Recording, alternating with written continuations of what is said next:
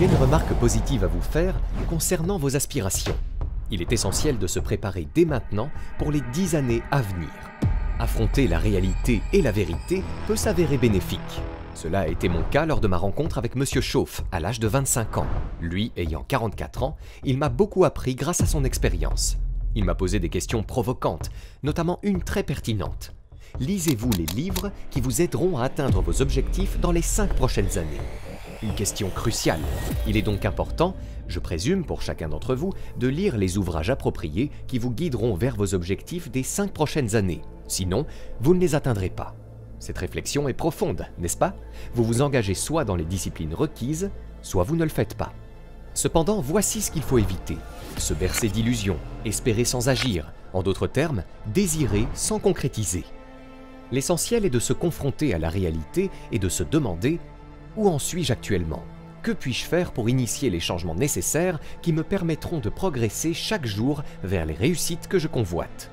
Que ce soit sur le plan mental, personnel, spirituel ou financier, l'objectif est de ne commettre aucune erreur. C'est le moment de réajuster votre routine quotidienne pour qu'elle vous dirige vers vos aspirations. Imaginez un petit cercle représentant votre situation actuelle. Dans 10 ans, vous pourriez vous trouver à un endroit très différent. La différence, en termes de richesse et de qualité de vie, pourrait être considérable grâce à de petits changements dans vos habitudes et votre manière de penser, qui vous orienteront vers un parcours plutôt qu'un autre. Il est crucial, d'un point de vue intellectuel, de déterminer le chemin à suivre. Une fois que vous aurez décidé que l'accumulation de richesses intellectuelles, personnelles, spirituelles, morales et financières ne représente peut-être pas votre priorité absolue, l'important est de commencer immédiatement à effectuer les changements nécessaires pour emprunter cette nouvelle voie. Ce qui m'enthousiasme, c'est qu'une poignée de disciplines quotidiennes peuvent transformer radicalement notre futur en 1 an, 3 ans ou 5 ans. De simples habitudes quotidiennes peuvent déterminer si notre parcours nous mènera ici ou là. C'est crucial. Dans 10 ans, vous aurez avancé, mais l'important est de savoir où. Nous ne devons pas nous bercer d'illusions à ce sujet, ni nous tromper sur le chemin que nous choisissons de suivre. Peu après ma rencontre avec Monsieur Chauffe, j'ai dédié une journée à la prise de conscience, baptisée « Le jour où je ne me fais plus d'illusions ». Je ne voulais plus être victime de fausses espérances. À 23, 24, 25 ans, je m'accrochais à la théorie des vœux pieux. J'ai finalement compris que compter sur la chance ne m'amènerait pas où je voulais aller. Le trésor que je cherche ne se trouve pas au bout de ce chemin. Je devais donc définir clairement ma direction. Mais quelques disciplines liées à la lecture, à la pensée, à l'activité peuvent créer un monde de différence, que vous aboutissiez ici ou là. Il suffit d'un petit nombre de changements. Nous pensons souvent que nous n'accomplissons que 10% de ce qui est nécessaire et qu'il nous faut 90% de plus pour vraiment faire une différence. Cependant, il est probable que la réalité soit l'inverse.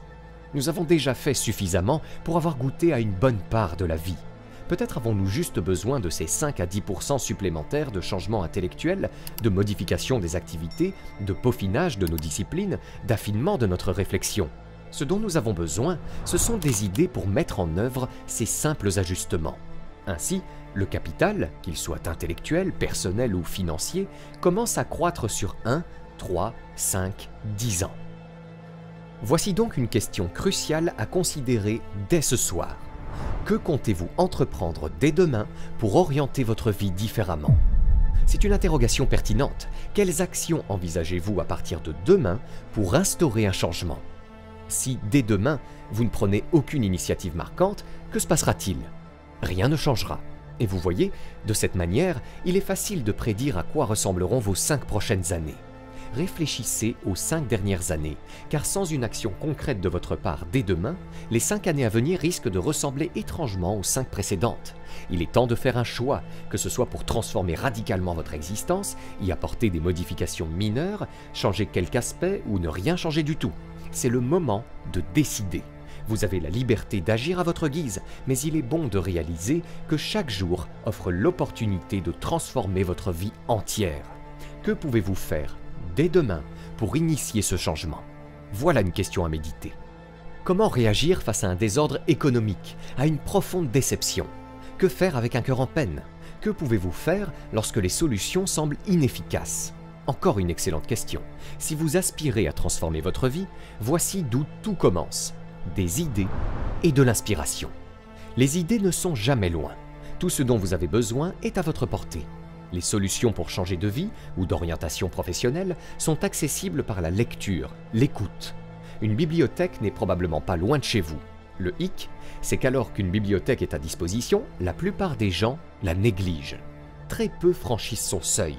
Savez-vous quel pourcentage de la population américaine possède une carte de bibliothèque ? 3% seulement. Et imaginez le coût pour obtenir cette carte ? Rien du tout. Incroyable, mais tout est là, à portée de main. Reste à savoir qui saisira cette opportunité. Une simple vérité biblique, et je tiens à préciser que je suis amateur de la Bible, nous éclaire ainsi. Si vous cherchez, vous trouverez. Mais il est essentiel de comprendre que la découverte est le privilège des chercheurs. Vous ne trouvez pas ce dont vous avez besoin, mais bien ce que vous cherchez activement. Le besoin en soi n'est pas suffisant pour accéder à quelque chose de précieux. Il ne suffit pas de demander, il faut chercher activement. Cependant, si vous recherchez, si vous vous efforcez, si vous explorez, si vous écoutez, les idées qui peuvent changer votre vie sont à portée de main. Rien n'est plus puissant qu'une idée dont le temps est venu, qu'elle concerne le domaine des affaires, du social, de l'investissement ou de la santé. Il suffit d'une idée bien affinée pour impacter votre vie, pour vous apporter un trésor, des actifs, de la richesse, car il en faut peu pour marquer une différence significative avec le temps. Voilà une réflexion à garder en tête. Nous avons tous besoin d'être guidés. Écoutez l'expérience d'autrui et voyez si cela ne pourrait pas déclencher chez vous un élan de rectification, vous permettant ainsi d'opérer quelques changements qui apporteront une valeur ajoutée à votre vie dans l'année à venir, les 3 prochaines années, les 5 années suivantes, avec toutes sortes d'idées. Des idées pour améliorer votre santé, pour entreprendre, pour mener une vie meilleure. Si vous êtes motivé et désireux de changer, commencez par comprendre le fonctionnement des choses. La première étape pour s'améliorer réside dans la découverte. Pour transformer votre vie, il est essentiel de s'armer d'idées. Il n'y a aucun obstacle qu'une idée ne puisse surmonter. Schauf m'a enseigné que le véritable obstacle n'est pas le problème en soi, mais l'absence d'idées pour le résoudre. Au début, je lui ai confié ne pas avoir d'argent. Sa réponse fut éclairante. Ce n'est pas un problème. Jusqu'alors, j'avais toujours cru le contraire. Sa clarification a été un véritable tournant. Le vrai problème, c'est le manque d'idées sur comment générer de l'argent et de la richesse, et non le manque d'argent en lui-même. Ainsi, avec les bonnes idées, vous pouvez tout transformer. Mais pour cela, il est crucial de s'engager dans une quête constante de découverte. Schauf conseillait aussi que lorsqu'on découvre quelque chose d'efficace, il faut le noter dans un journal. Ne vous encombrez pas l'esprit en tentant de mémoriser. Inscrivez-le dans votre journal pour pouvoir ensuite faire ce qu'il y a de mieux à faire. Répétez, répétez, répétez. Passez en revue ces idées. Et si c'est fructueux, répétez encore. À un certain point, presque magique, l'idée prend racine, se développe et commence à se refléter dans votre compte en banque. Votre apparence, votre personnalité et votre mode de vie. Mais l'important, c'est de consigner ces idées dans votre journal. Apprenez comment les choses fonctionnent. Schauf m'a transmis ce conseil pour changer de vie. Étudier. C'est un mot puissant. Si vous aspirez au succès, étudiez ceux qui ont réussi. Si vous cherchez le bonheur, plongez-vous dans l'étude de ce qui rend heureux. Si vous désirez la richesse, apprenez des riches. Ne laissez pas votre vie au hasard. Approfondissez vos connaissances. Certaines personnes passent leur journée à espérer passivement, mais cela ne suffit pas. Vous devez vous pencher sur les connaissances qui peuvent transformer votre situation économique, sociale, spirituelle et personnelle. Devenez un lecteur assidu. Toutes les personnes à succès que j'ai rencontrées et avec qui j'ai travaillé à travers le monde sont d'excellents lecteurs. Leur curiosité les incite à la lecture. Ils ont soif de connaissances. Cultivez cet amour de la lecture, c'est mon conseil. Écoutez différents intervenants, écoutez-moi, puis forgez-vous votre propre jugement. Ne vous contentez pas de suivre passivement, adoptez une démarche d'étudiant. Effectivement, pour transformer sa vie, la lecture est essentielle. Apprendre de ses propres expériences est une méthode, mais tirer parti de celle d'autrui en est une autre tout aussi valable. Un livre a le pouvoir d'abréger de 5 ans votre chemin vers la réussite. Saviez-vous qu'il existe des ouvrages qui enseignent comment devenir plus fort, plus décisif, un meilleur orateur, un leader, comment exercer une influence positive sur les autres, comment développer votre personnalité? Et pourtant, ces livres restent largement ignorés. Pourquoi cela? Et il y a des centaines de personnes qui ont atteint le succès et partagé leurs histoires et stratégies dans des livres, mais ces précieuses ressources sont souvent négligées. Comment expliquer ce phénomène? Trop occupé, dira-t-on probablement. Le quotidien peut facilement nous submerger. Vous rentrez tard du travail, mangez un morceau, regardez un peu la télévision, puis il est déjà l'heure d'aller dormir. Il semble difficile de trouver du temps pour lire. Et pendant ce temps, les dettes s'accumulent. Être un travailleur assidu et honnête est louable, mais cela ne suffit pas. Pour ne pas finir sans le sou, il faut être plus qu'un simple travailleur acharné. Il faut aussi être un lecteur assidu. Vous ne pourrez peut-être pas mettre en pratique tout ce que vous découvrirez, mais il est crucial de découvrir tout ce que vous pouvez réaliser. Il serait tragique de finir sa vie en réalisant qu'on n'a vécu qu'une infime partie de ce qui était possible, non pas à cause d'un manque d'opportunités, mais d'un manque d'informations. La curiosité est sans doute la vertu humaine la plus précieuse pour acquérir des connaissances. Gardez cela à l'esprit, la curiosité. Soyez curieux. Pour vraiment approfondir, adoptez une curiosité enfantine. Que font les enfants lorsqu'ils veulent vraiment savoir quelque chose? Ils insistent, sans relâche. Ils peuvent poser des milliers de questions. Et quand vous pensez qu'ils ont fini, ils en ont encore des milliers en réserve. Cette insistance est une vertu lorsqu'il s'agit d'acquérir des connaissances. Soyez insatiables comme des enfants. Jésus, le maître enseignant, a dit que sans une telle disposition d'esprit, on n'obtient rien. Être enfantin est conseillé dans 4 domaines: la curiosité, l'enthousiasme, la foi et la confiance. L'enthousiasme d'un enfant pour ses capacités à transformer son environnement, la foi pure, sans le scepticisme adulte, et la confiance innocente sont des vertus qui, chez les adultes, peuvent mener à des récompenses extraordinaires. Adoptez donc ces qualités enfantines. Avec des millions de livres disponibles, il est évident que vous ne pouvez pas tous les lire. Cependant, lorsque je parle de lire tous les livres nécessaires, je veux dire lire ceux qui sont essentiels pour atteindre la prospérité, l'influence, la santé, la réussite, l'éveil, l'intelligence, l'altruisme, ainsi que pour être un bon partenaire, parent ou grand-parent. Explorez tous les livres qui peuvent enrichir votre vie et vous aider à réaliser votre plein potentiel. Ne limitez pas votre liste à quelques titres seulement.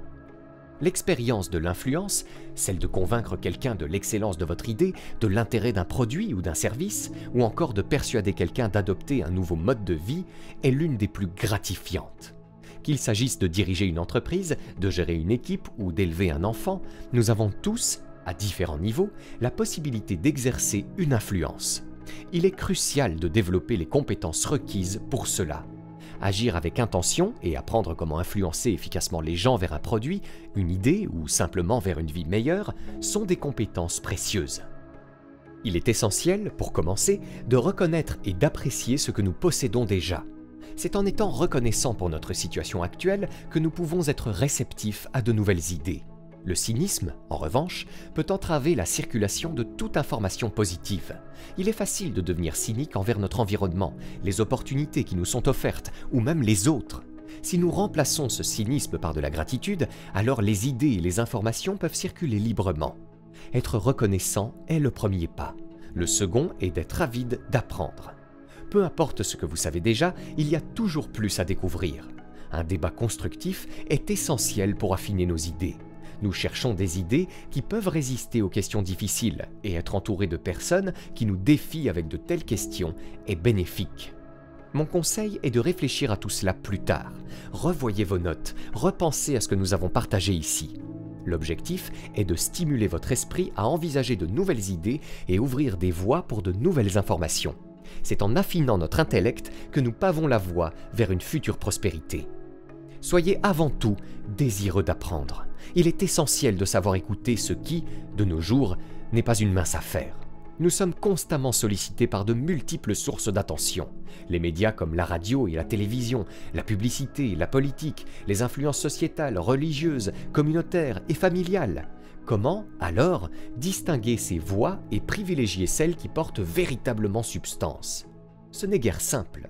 Néanmoins, en pratiquant l'art de l'écoute, vous pourriez découvrir des idées susceptibles de transformer votre vie. Le mot-clé suivant est l'inspiration, un véritable mystère. Pourquoi certaines personnes sont-elles inspirées alors que d'autres ne le sont pas? Considérons la vitalité émotionnelle. Il y a ceux qui débordent d'une joie de vivre et d'un désir intense de bien vivre et d'agir, tandis que d'autres se contentent d'une attitude passive, espérant que les choses s'arrangeront d'elles-mêmes. Les raisons de cette différence restent floues, mais il est fascinant d'observer les personnes inspirées. Je crois que le secret réside dans l'automotivation, l'inspiration personnelle et cette vitalité émotionnelle puisée dans les défis et les joies de la vie. Cette capacité à se lancer dans l'aventure est universellement admirée. À présent, une note personnelle. Je ne sais pas à quel moment de cette série de conférences je vous ai rencontré. Peut-être est-ce le printemps pour vous, synonyme de nouvelles opportunités qui vous excitent, sans savoir encore comment les exploiter. Certains d'entre vous sont peut-être en pleine période de récolte, célébrant leur réussite. Pour d'autres, c'est peut-être l'été, une saison exigeante où les défis abondent, comme les mauvaises herbes dans un jardin ou les parasites menaçant vos valeurs. L'été représente un véritable test de persévérance, du printemps à l'automne, particulièrement quand les créanciers se manifestent. Peut-être traversez-vous une période difficile, un été d'épreuve. Ou alors, je vous ai peut-être trouvé en hiver, une saison que nous avons tous expérimentée, marquée par le désespoir et les décisions cruciales. Peut-être cet hiver vous trouve-t-il à un carrefour, où les choix que vous ferez influenceront directement les 5 à 10 prochaines années de votre vie. Ces carrefours sont déterminants. Quelle direction allez-vous prendre? Quelle nouvelle voie d'opportunité choisirez-vous? Même en traversant les moments difficiles de l'hiver, où les épreuves sont nombreuses et la pression intense, il est impératif de se mettre en mouvement et d'agir. Les disciplines sont le moteur des miracles. Et voici comment enclencher le processus miraculeux pour votre avenir à travers les disciplines. Premièrement, faites ce qui est en votre pouvoir. Il se pourrait que vous décidiez de rentrer chez vous et d'adopter un nouveau rythme de vie. C'est ce que nous appelons remédier à la négligence. Vous pourriez, par exemple, faire le tour du quartier pour améliorer votre santé. Si vous n'entamez pas ce tour du quartier, vous vous égarez.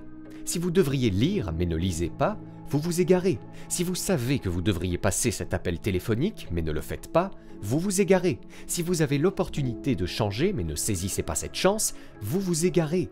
Ne laissez pas la négligence saper vos jours, votre vie et votre futur. Revenez sur vos pas et faites ce qui est dans vos moyens. En accomplissant ce qui est à votre portée, la vie vous présentera des opportunités extraordinaires. Il est crucial de maîtriser les petites disciplines avant que la vie ne vous confie des défis plus complexes. À présent, si vous souhaitez découvrir comment gagner votre vie sur Internet sans réseaux sociaux et sans compétences, cliquez maintenant sur la vidéo qui apparaît à l'écran. Je vous dévoile une méthode unique qui peut radicalement transformer votre quotidien. Cette vidéo est votre premier pas vers votre liberté financière.